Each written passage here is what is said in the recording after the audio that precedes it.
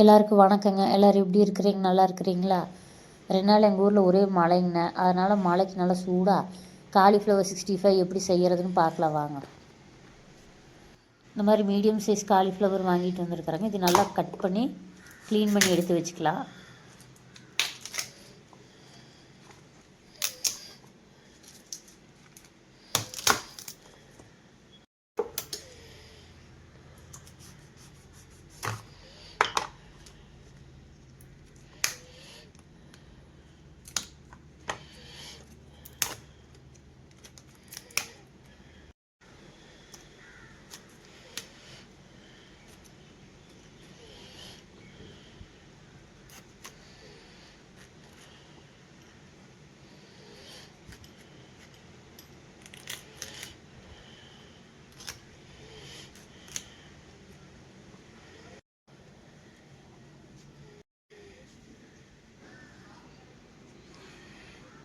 இப்போ இதெல்லாம் க்ளீன் பண்ணி வச்சுங்க.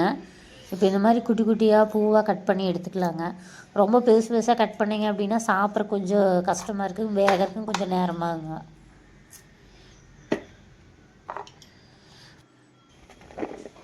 இப்போல்லாம் கட் பண்ணியாச்சுங்க. இப்போ 2 தடவை தண்ணி ஊற்றி வாஷ் பண்ணிக்கலாங்க இதையா.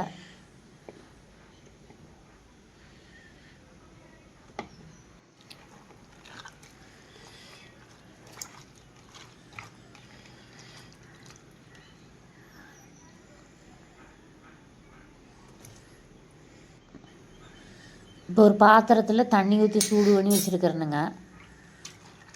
சுடு தண்ணியில் வந்து இந்த காலிஃப்ளவர் போட்டு அதுக்கப்புறம் 65 பண்ணோம் அப்படின்னா நல்லா இருக்குங்க. மெயினாக சுடு தண்ணியில் எதுக்கு காலிஃப்ளவர் போடுறோம் அப்படின்னா அந்த புழுவெல்லாம் நிறைய இருக்குங்க காலிஃப்ளவரில். அதெல்லாம் ஏதோ புழுவு இந்த மாதிரி கிருமிகள்லாம் இருந்ததுன்னா செத்து போகட்டுன்னு சொல்லித்தான் அந்த தண்ணியில் போடுறதுங்கண்ணா.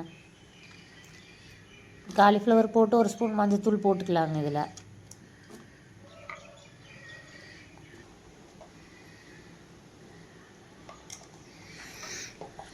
இப்போ இது நல்லா கலந்து விட்டுடலாங்க, எல்லா பக்கம் மஞ்சத்தூள் பரவற மாதிரி.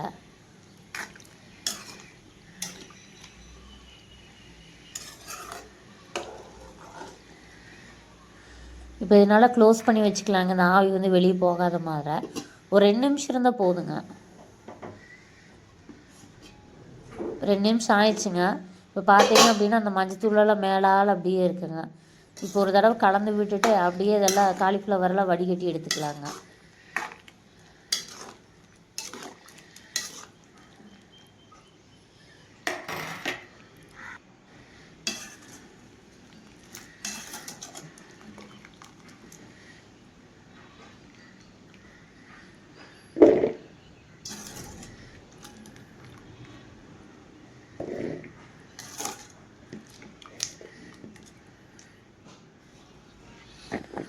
இப்போ பார்த்தீங்க அப்படின்னா நல்லா பூவாட்டம் இருக்குது. ஒரு 2 நிமிஷம் ஆறட்டுங்க. ஏன்னா சூடாக இருந்தால் மசாலா ஒட்டாதுங்க, ரெண்டாவது நம்மளுக்கு கலக்கிறதுக்கு கஷ்டமாக இருக்குது.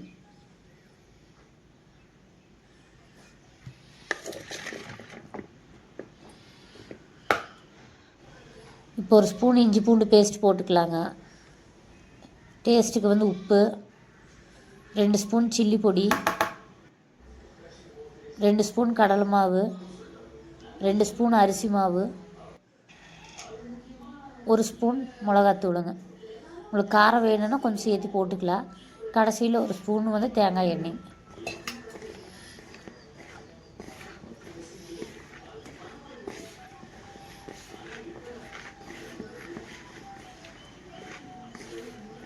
போட்டு நல்லா மிக்ஸ் பண்ணி வச்சுக்கலாங்க.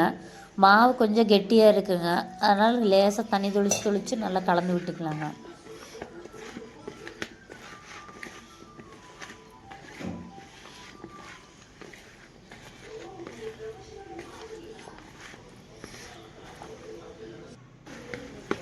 பார்த்தீங்க அப்படின்னா இப்போ எல்லாம் நல்லா மிக்ஸ் பண்ணிட்டேனுங்க நான். அதாவது ரொம்ப தண்ணியாகவும் இருக்கக்கூடாது, ரொம்ப கெட்டியாகவும் இருக்கக்கூடாது. இதுதான் பதங்க, அளவான பதம்.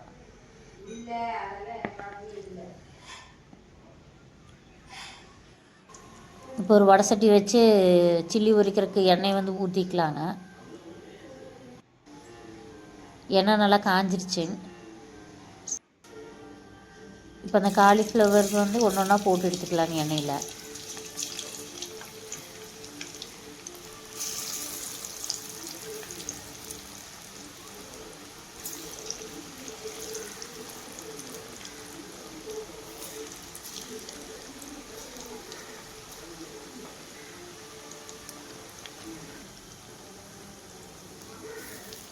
எண்ணெயில் பூ போட்டதையுமே வந்து திருப்பிடாதீங்க.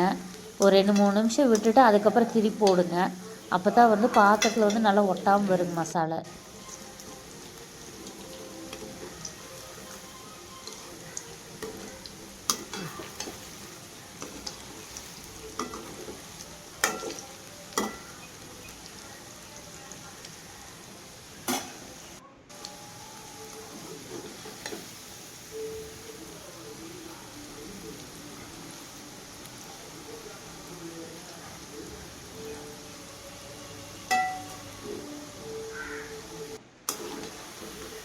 பார்த்தீங்க அப்படின்னா 3/4 வேக்காடு வெந்தாச்சுங்க. இன்னும் 2 நிமிஷம் கழித்து இது எடுத்துடலாம்.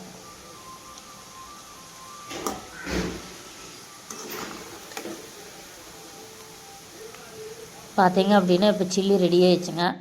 நம்ம வேறு பிளேட் மாற்றிட்டு இன்னொரு தடவை மீதி இருக்கிற காலிஃப்ளவர் எண்ணெயில் போட்டுக்கலாங்க.